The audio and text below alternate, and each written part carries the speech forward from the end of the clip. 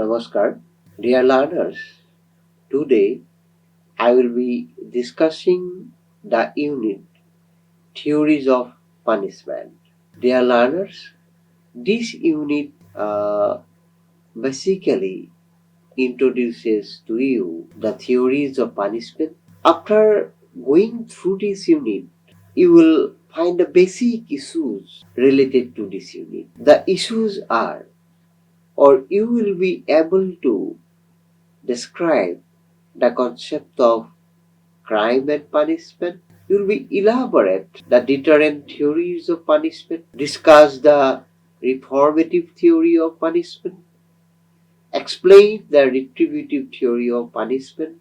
You'll be able to differentiate between the different theories of punishment, and finally you'll be able to attempt a comparative assessment of different theories of punishment. Dear learners, these theories of punishment presupposes that punishment is an evil. Punishment is imposed because sometimes some people do wrong. Punishment may be either legal or divine. In the legal context, this is called crime or offense. It denotes only those offenses against society which are recognized by natural law. And these offenses are liable for punishment. The issue of punishment deals with the legal process whereby the acts of violation of criminal law are punished according to the provisions of law. In the theological context, this is called sin or evil.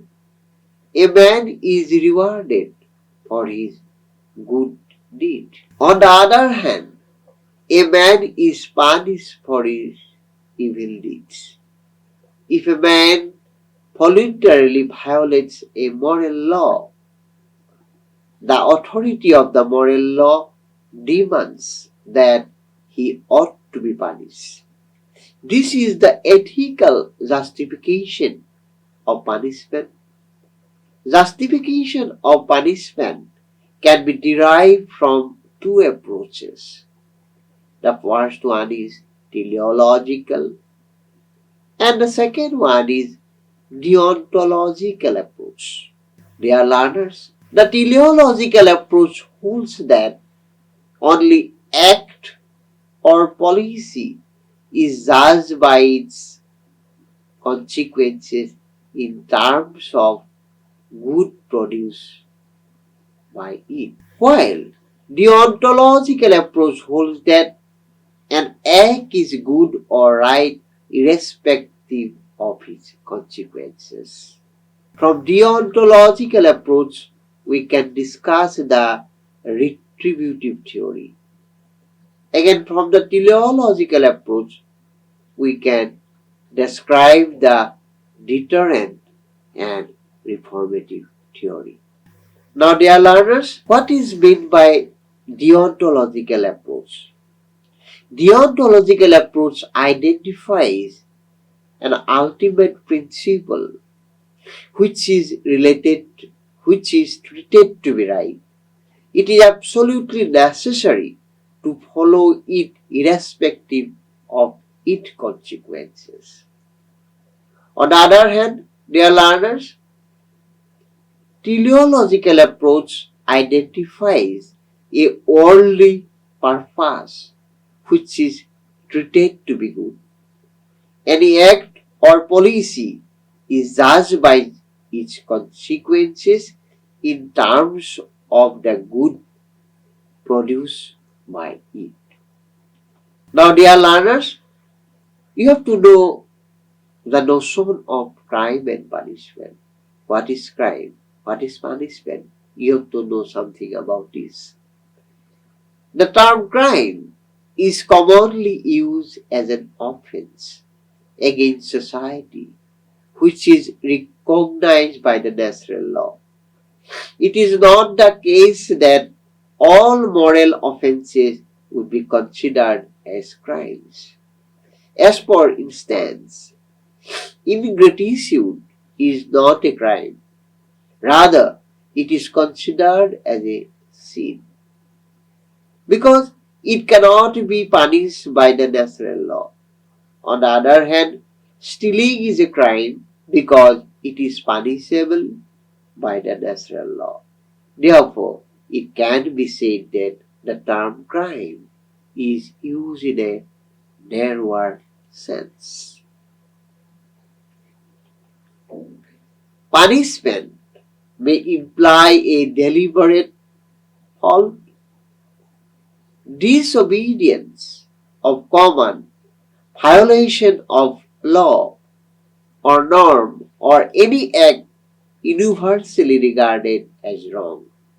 An evildoer is punished so that he or she can feel remorse or repentance for his action. On the other hand, penalties are not considered as punishment. As for instance, their learners, traffic fine and late fine of examination deposited by students are not considered punishment.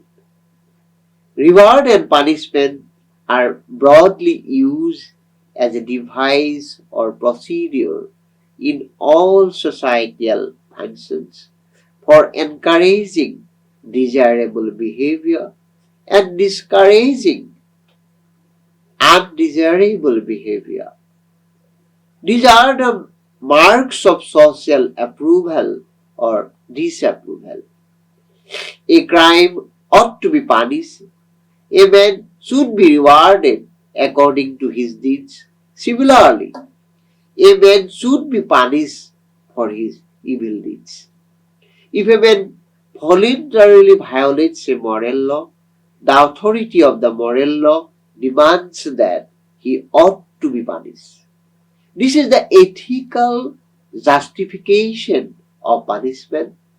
But the point is that, but the point is that we always see rules in case of inflicting punishment on a criminal. This leads to the different theories of punishment. We can discuss the theories of punishment under two general philosophies. First one is utilitarian philosophy. Second one is retributive. The utilitarian theory of punishment seeks to punish offenders to discourage or deter future wrongdoing. On the other hand, the retributive theory punishes the offenders because they deserve to be punished.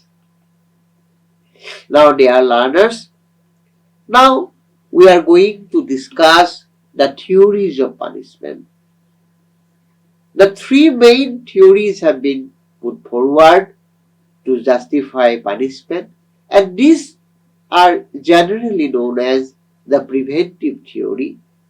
This theory holds that the aim of punishment is to hinder others from committing similar offenses. The second one is the educative theory, or you can say the reformative theory. This theory holds that the aim of punishment is to educate or reform the offender himself. The last one is, their learners, is the retributive theory. This theory holds that the aim of punishment is to vindicate the authority of the moral law. Now, dear learners, we'll be discussing the preventive or retributive theory of punishment. This theory indicates that the aim of punishment is to hinder others from committing similar offenses. It is expressed in the dictum of the judgment: you are not punished for stealing sheep, but in order that ship may not be stolen. The deterrent theory of the preventive theory works in two directions. First one is individual deterrence or specific, and the second one is general deterrence. Dear learners, in case of individual deterrence, an offender is punished for his crime in order to show that he commits a mistake. Again, individual deterrence or specific deterrence works in two ways. First, an offender may be kept in jail or prison to physically prevent her from committing another crime for a specific period. The second one is the this incapability or that will encourage the offender from repeating his or her criminal behavior.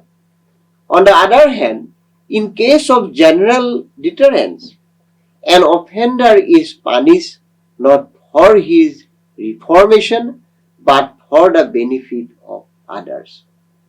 Here, punishment is not an end, rather, it is imposed on a criminal as a means for the benefit of others.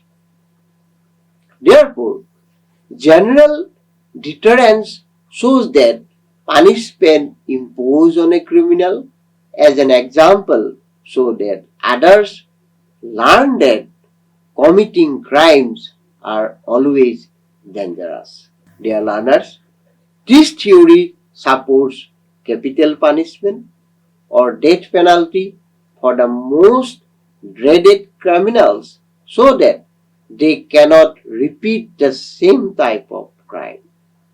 As for instance, if someone kills a man, then he should also be killed to stop killing. In this context, this theory shows that criminals have no right to take away a life. That is why he should be sentenced to death to protect the public from murdering anyone else. Punishment should be an example so that others do not commit the same mistake again. Here, criminals are used as a means in order to prevent others from committing similar mistakes. Dear learners, this theory cannot be accepted. Why? Because we cannot use a criminal as a means in order to prevent others from committing the same crime.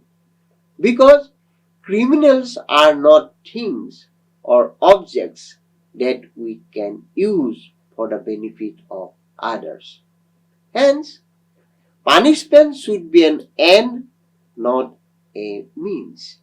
This theory raises serious question, that is there any scope of reformation of a criminal in preventive theory? Dear learners, in response to this question, it can be said that there would not be any scope or reformation of a criminal if we accept the death penalty. In this context, the preventive theory is not satisfactory one. Sociologists and criminologists want to show that most of the crimes are impulsive. A crime may stem from irrational thoughts and feelings. So, exemplary punishment is not conducive to discourage people from indulging in crime.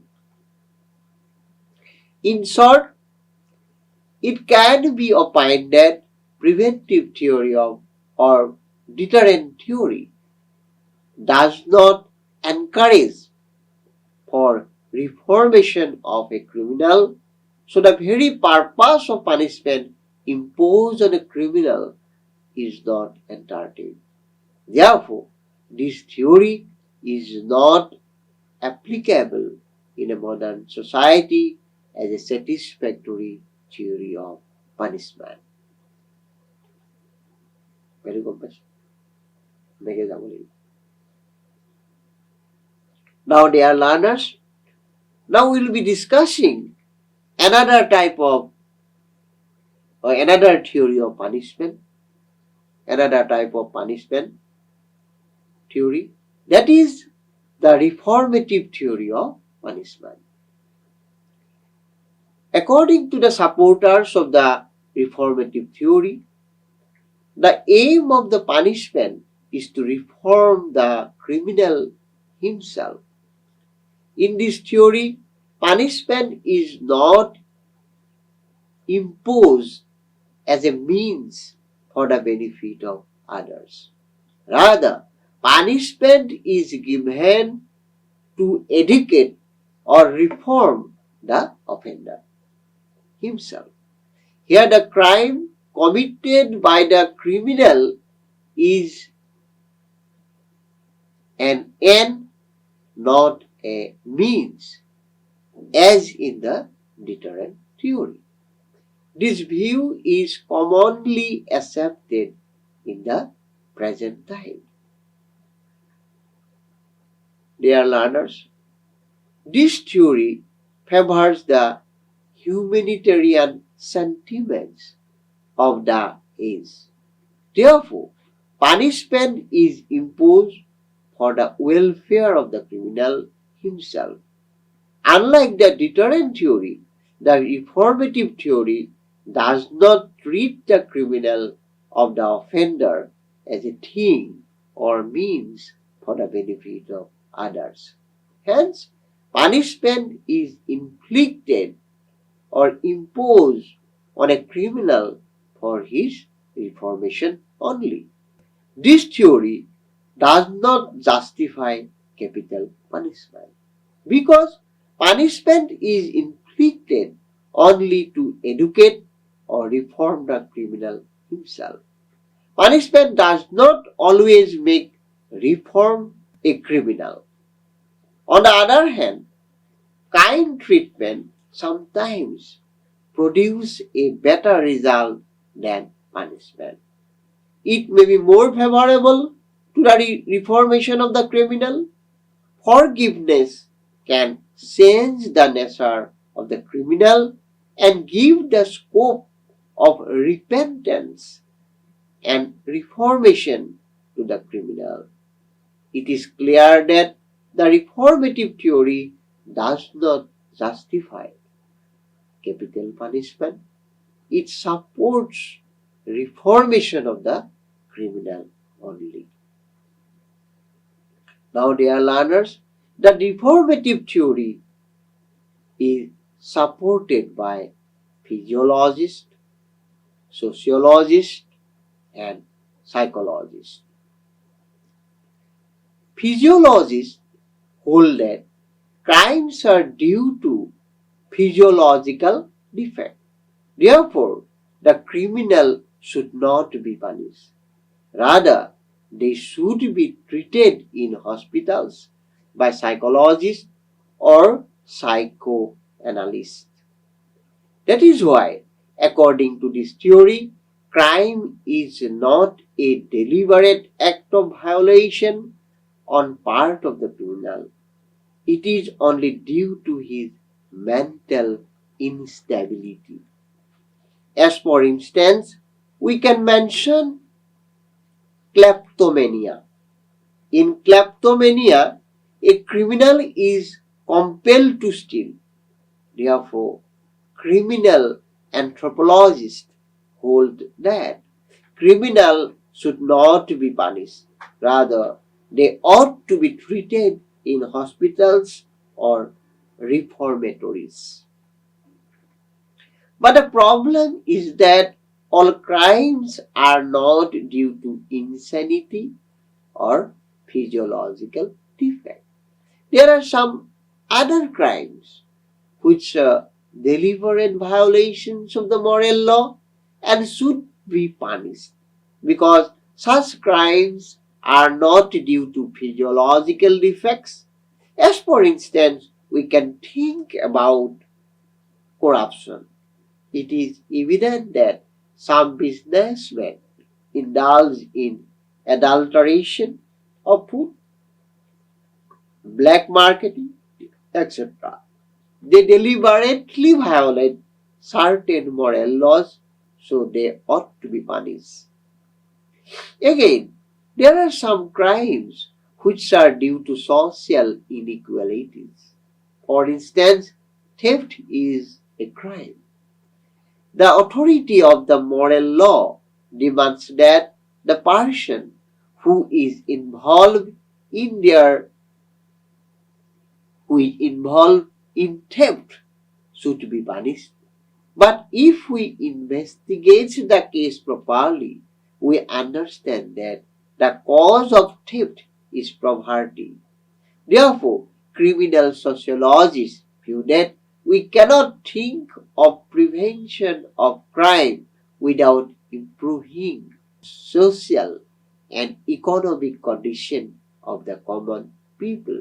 Crimes can be prevented only if the society is reconstructed on the basis of justice and equity. The advocates of this view are called criminal sociologists. Third one is this theory is supported by psychologists. They hold that crimes are not due to willful violation of the moral law. Rather, crimes are due to mental disorder or insanity. That is why criminals should not be punished. They should be treated in hospitals or reformatories for reformation.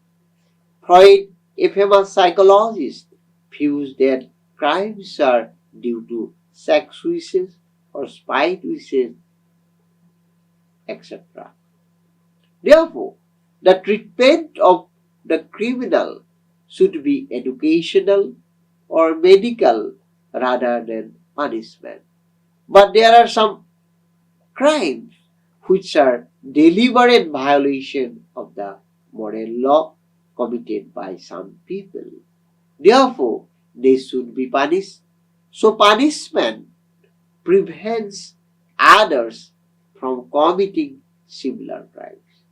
It also can refine the criminal's mind not to take the wrong path.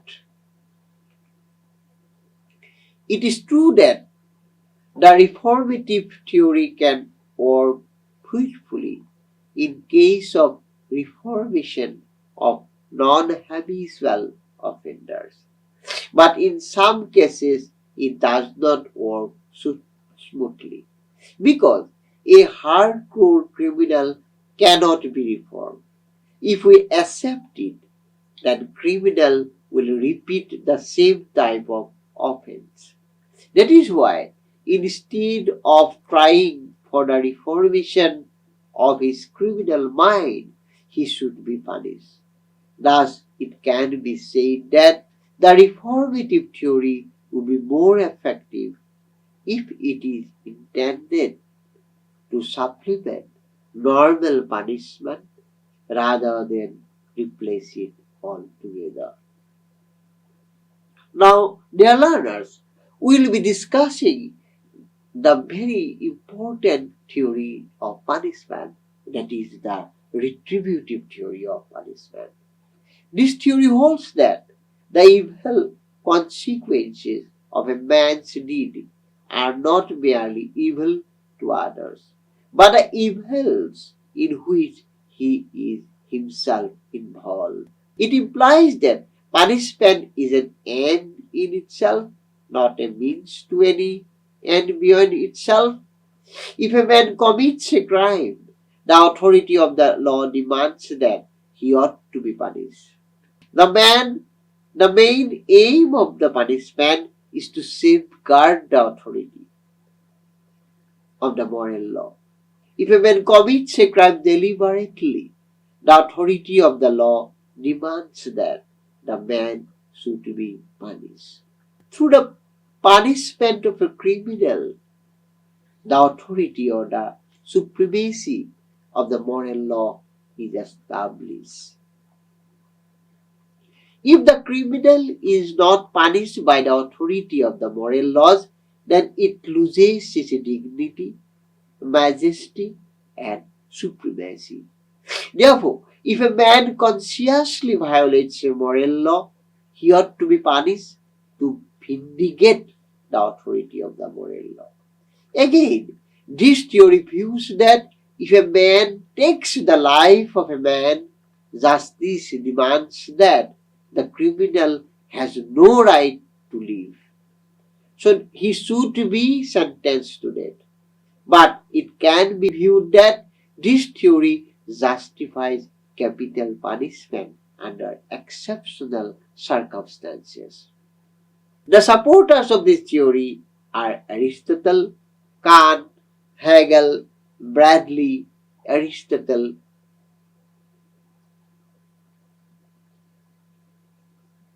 Aristotle holds that if a man commits a crime, he gets negative reward in return.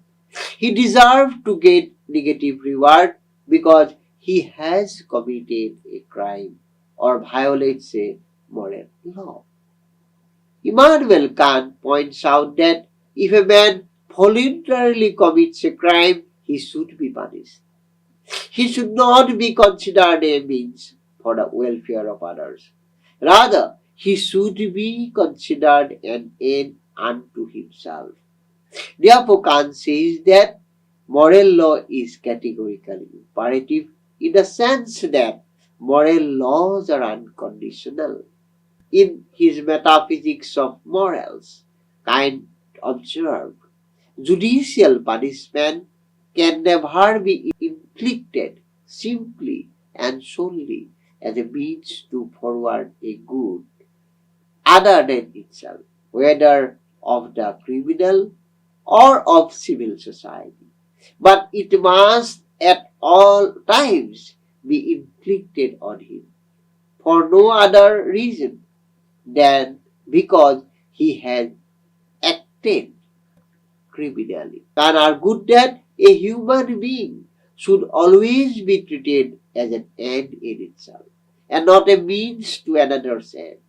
This is the supreme principle of morality or the categorical imperative. If an individual commits a crime, he violates the moral law. So it shows that the crime committed by criminal implies that he is responsible for that. None is responsible for his account. Therefore, Kant holds that moral law is imperative or unconditional because it comes from within to restore justice. That is why he beautifully writes that if justice perishes, then it is no more worth while that man should live upon the earth. Hegel also, like Aristotle, holds that if a man commits a crime, he gains a reward in return for breaking a moral law. Bradley holds that punishment is imposed for the sake of punishment.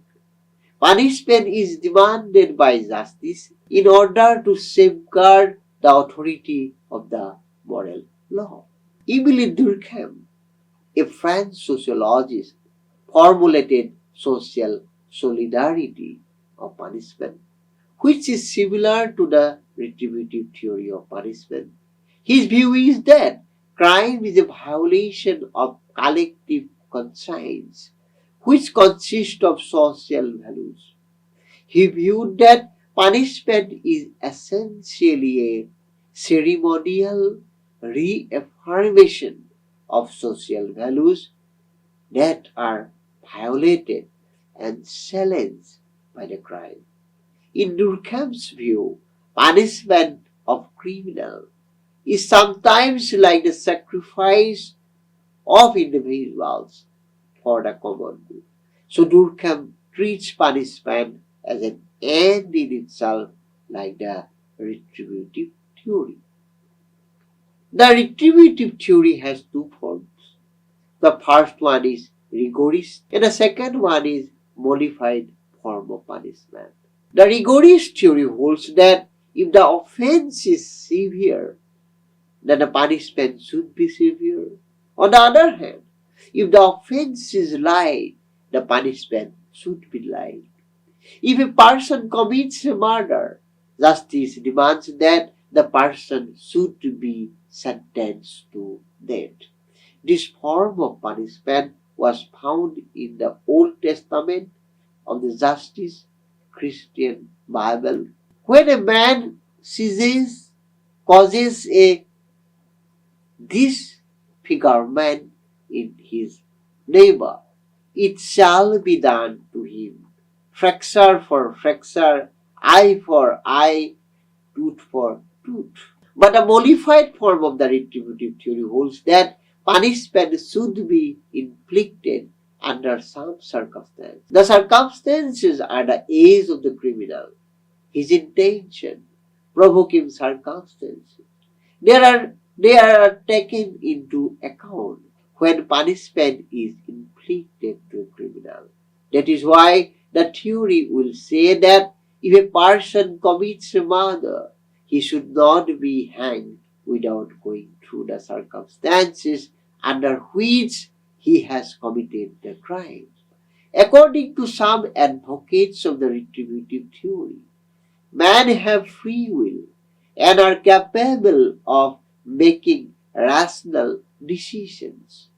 An offender who is insane or otherwise incompetent should be punished. In contrast to this, a person who deliberately upsets the balance of society should be punished. Hence, it can be said that modified form of the retributive theory seems to be more satisfactory than the other theories of punishment. The merit of the retributive theory is that it lays emphasis on the termination of social discrimination. None can get rid of punishment if he or she violates the authority of the moral law. Social status is not the determining factor to inflict punishment on a criminal, but Manu, an ancient lawgiver, prescribed the different levels of punishment for different castes. Aristotle also suggested the level of punishment. According to him, a slave possesses harsher punishment than a free man, on the ground that the slave was less sensitive. The retributive theory seems to be more satisfactory than the other theories of punishment. John Mackenzie writes that neither reformative theory nor preventive theory can function unless and until it is supposed that punishment is the vindication of the authority of the moral law.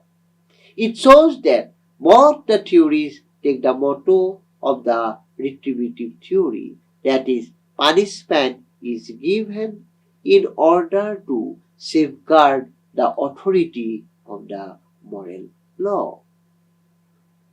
Now, dear learners, we have to discuss the basic concept of the theories of punishment, that is, the debate on capital punishment. Capital punishment indicates death penalty under a judicial verdict in accordance with the provision of law as a punishment for crime. In the recent times, most of the countries cast for vote for the abolition of capital punishment. However, it still continues as a part of the Indian penal system, even though death is awarded in the rarest of the rare cases. It is converted into life imprisonment.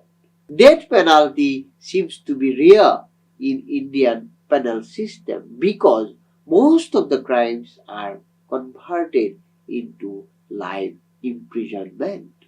Theory, therefore, the question remains whether the issue of capital punishment should be retained in the statute of books or it should be abolished altogether. An argument against the capital punishment is that, as such, crimes as befit death punishment are not inborn criminality on the point of the offender. That is why any crime against the violation of law is subject to scrutiny. It means we have to see why he has chosen this criminal path.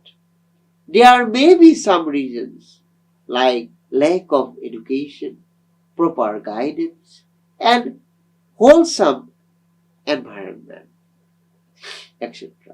On the very occasions, factors like these leads to crimes. From the debate on capital punishment, we can put forward the view that both the reformative theory and the modified form of the retributive theory go against the capital punishment. Because the reformative theory lays emphasis on the reformation of the criminal mind without imposing punishment. It undoubtedly helps to rectify a criminal's mind. That is why it is advocated that in modern times, but in all cases, we cannot accept it wholeheartedly. Nowadays, we encounter the problem of terrorism. Terrorists are not the ordinary illiterate or unprivileged people who commit crime under the stern of circumstances. They are rather a motivated group intent on killing people. In dealing with such criminals, we cannot offer. Therefore, capital punishment must be retained in our statute books in order to fight terrorism and other heinous crimes. Now, dear learners, this is all about the theories of punishment. Now, we will discuss some highlighting points, some basic points of this unit. Dear learners, the above discussion will show to you the types and nature of punishment. The deterrent theory wants to plead that criminals are punished according to the crimes committed. So by punishing the criminals, they are used as a means in order to show to that crimes invite punishment. And they do not take to the parts of crime. Again, the reformative theory wants to show that criminals are not punished, rather, they are intended to be reformed through various ways. Lastly, the retributive theory views that punishment are imposed on a criminal in order to protect the authority of the moral law. Although this theory seems better than the other two theories, still this type of theory cannot be accepted as a satisfactory theory of punishment because the retributive theory also talks of capital punishment in some exceptional cases, which have been already discussed. But in modern age, capital punishment is not supported by some people because criminals are not born as criminals. Therefore, In this context, we cannot deny the scope of the reformative theory of punishment, which lay emphasis on the reformation of a criminal. Dear learners, this is all about the theory of punishment. Dear learners, in order to know more or in order to know this in a very comprehensive manner, you have to study or you have to consult some important books written by John Mackenzie, A Manual of Ethics.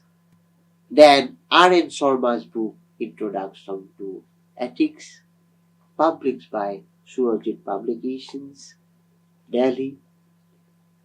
So, dear learners, this is all about the theories of punishment. Hope you have understood this unit. Thank you.